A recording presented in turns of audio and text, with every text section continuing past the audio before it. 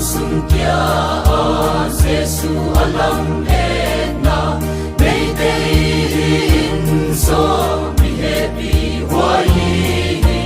lay vuan so na ken na song na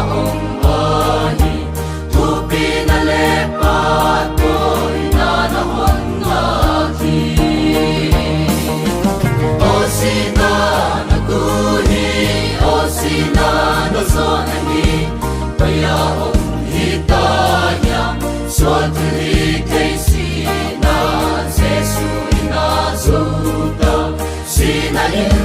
amang lolo Inakanita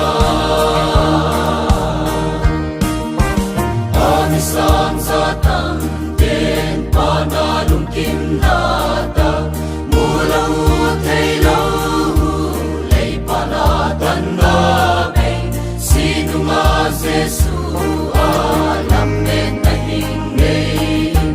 Lay panakin lang mapangamit siyang ka O sina naguhi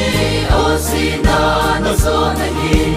Payaong hitayang Swatri kay sina Jesu inasuta Sinain amang lolo kinakanita Lehaw sang nalego deyata sontehi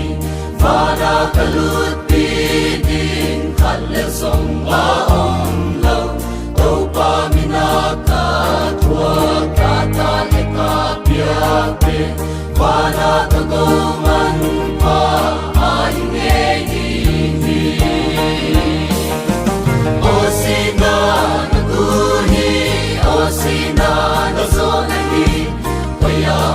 Hitayang swatri kay sina